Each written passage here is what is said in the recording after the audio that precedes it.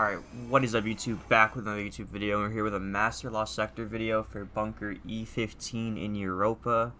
And to start it off, here's the loadout I'm going to be running. We're going to be running Void subclass for the Void Burn, Shadow Shot Mobius Quiver, with Marksman Dodge, Triple Jump, Snare Bomb, Vortex Grenade, and I have Vanishing Step and Stylist Executioner. And we're running Echo of Expulsion, Echo of Remnants, Echo of Reprisal, and Echo of Undermining. This is pretty much the same set I used for K1 Revelation, if you saw that video a couple days ago. But my kinetic slot, I am running Arbalest, just to break barrier shields. And to be honest, I really like using Arbalest, so I try to run it whenever I can. Not only is it good for breaking shields, like I said, we don't have to worry about other shields. We have Void shields only, so my Void secondary is going to be good at that. So this is mainly just barrier champions and also DPS, like for the boss. If the invincible shield, whatever, immune shield is up, I can still shoot through it because of Arbalest. So this is just good to have. And by no means do you have to use it, to be honest. I'm just using it because I like Arbalest, but if you want, you can put Barrier Pulse Rifle and do something like Peace of Mind or anything you want. But this is just what I'm going to do. Final Web as my secondary slot because I'm going to be running Gerfalcons, and Gerfalcons basically, with the aspects and everything that I have on, you're going to get Void kills after being invisible, and then after that you get Volatile rounds, and then you can keep turning yourself invisible after every kill. So keep that in mind. That's why I'm using the Void SMG, and also just take advantage of the Void Burn while also being able to stun Overload champions with Overload SMG. So that's what that's there for. And I'm running a Taipan for linear fusion rifles and with triple tap and Focus Fury enhanced perks. And again, this is just DPS King as of right now. The TWAB and the blog post they put up on Wednesday actually confirmed that linear fusion rifles pretty much are getting nerfed. So you might as well take advantage of it while it's there. So that's what I'm going to do. And for my armor, Harmonic Siphon, Kinetic Siphon, and Elemental Armaments. Again, this is the same armor I've been rocking probably since I started making Master Lost Sector videos. But just to break it down if you've never heard or seen the explanations, basically, Harmonic Siphon is going to generate orbs with damage matching your subclass. So SMG kills I get are going to generate orbs of power like every 2 or 3 kills, so I don't have to worry about orbs. But also, let's say if I'm getting kinetic weapon kills, Rapid Kinetic Weapon Final Blows create more orbs, so that's going to allow me to get my super faster. And Elemental Armaments will basically weapons matching your final blows with your damage type. I'll have an escalating chance to drop an Elemental Well. So now that I'm using my SMG, I can generate orbs of power and Elemental Wells. So that's going to play a huge part into later on that you're going to see in the build. But we have Bolstering Detonation and grants class ability energy when you cause damage with a grenade, and this is mainly just for my playstyle and stuff. And obviously when using Gerfalcons, you want to be able to go invisible a lot, and the easiest way to go invisible with Void Hunter is just to use your dodge. And obviously my class ability is a dodge, so if I throw a nade, I can get my dodge back quicker by doing damage with it. So there's no negative downside to that. Overload autos has SMG to make my SMG stun Overload champions, and Elemental Charge, and it's gonna let me become charged with light by picking up an Elemental Well, and then the exotic Gerfalcon's chest armor, and we're gonna run this with Concussive Dampener, Sniper Damage Resistance, and High Energy Fire. And High Energy Fire is while charged with light you gain bonus weapon damage, and then on my legs, I'm running Invigoration, reduces melee cooldown each time you pick up an Orb of Power, and reduces all ability cooldowns each time you pick up an Orb of Power, so you can see regenerating orbs. We're going to pick them up not only to get our super, but then to also help cool down abilities if we need them at the time. Elemental Ordnance, this is just a guaranteed way to make sure I'm getting a Void Well if I need one. So just getting a grenade kill, it's going to allow me to get an Elemental Well to spawn. And in the cloak slot, you can run pretty much whatever you want, but I recommend just Font of Might as a guarantee. And Font of Might is picking up an Elemental Well that matches your subclass energy, grants a temporary bonus to weapon damage of that same element type. So we're stacking Font of Might with things like high energy fire and everything, so there's that. Now I'm running solo operative. It's up to you really what you want to run, because to be honest, if you want, you can run Lucent Finisher. If you just want constant heavy ammo by doing a finisher on the champions, that's completely an option. Solo operative, I'm going to be using that, so basically while you're the only member of your fire team, you can deal increased damage to all combatants, and obviously since we're doing it solo, that's going to be guaranteed. And monochromatic maestro is also one. If you want to try that, feel free to go for it, but that's what I'm going to be using is solo operative. So now we're going to cut to the modifiers. Our master difficulty modifiers are Shocker. When defeated, goblins spawn arc pools that cost damage over time.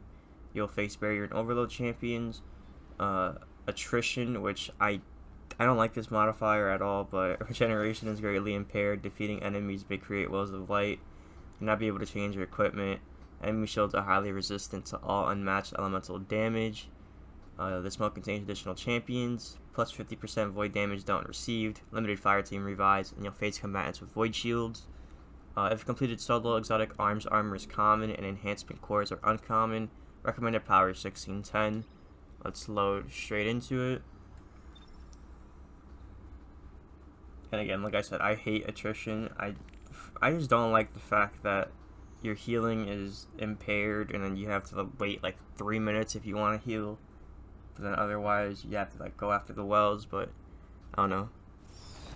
I like to run around, and then if I take damage like that, then you can't run around and just like full sprint at the AI. But here you are gonna have an overload champion. You can see him bottom right of my screen. I'm just trying to get some kills here because these enemies are gonna be super annoying. They're gonna like chuck nades and just do this damage that I can't heal from because of attrition, so I'm gonna pick up some health. I'm also gonna pick up that void well, do some damage with the void buff. Alright, let's run over here.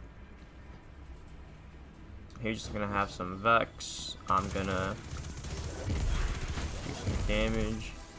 Also gonna try to pick up some orbs so I can get my cooldowns faster, or have them cool down faster. There we go.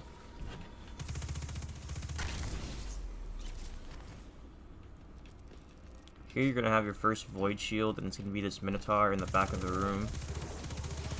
So keep that in mind. There he is.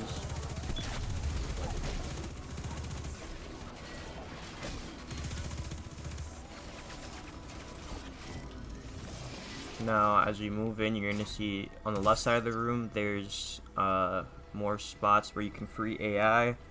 The middle room has a spot, and all the way on the right, it's optional to do it, but I like to do it just so the AI can do damage to stuff, and you don't really have to worry about killing everything, because the AI will do some minimal damage, but it's better than no damage. So just watch out here, because they're all grouped up, and you can literally just stand on the arc pools that they leave behind. I'm gonna free this. There's gonna be a hobgoblin. This guy. Another one right here. That's a Braytech soldier. I'm gonna just free the rest. You can see they do some damage, like they're really just out here killing AI by themselves. I'm gonna have to drop because I'm about to die. I don't even know why they showed up on my right. I'm gonna take a look and get rid of the hobgoblin. Then at what point this is all gonna populate with a bunch of AI, you can see right here. I'm gonna get rid of this thing because that Cyclops, whatever it's called, does a lot of damage. There we go.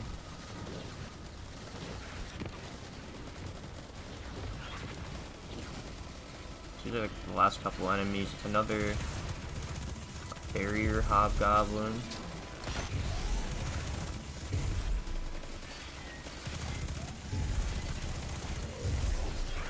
There we go. Got another void weapon boost. That's pretty good. Got 20 Taipan shots. Here, just gonna have some AI. Hobgoblins, goblins. later on, or yeah, look at him right here. I hate this enemy type, the Wyvern, whatever they're called. So, just do some damage, run away, whatever you gotta do. But I'm gonna try to do a finisher. There we go, pick up some health.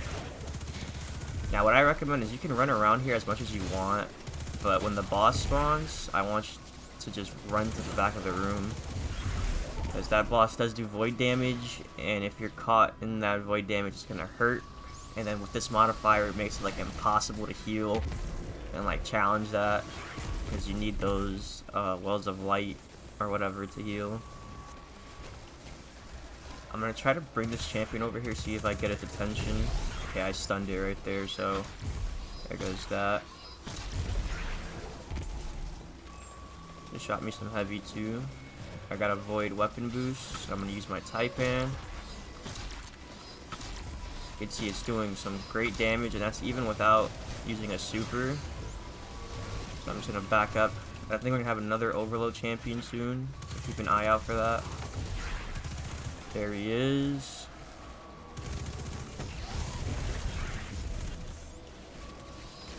Yeah, that's not gonna work.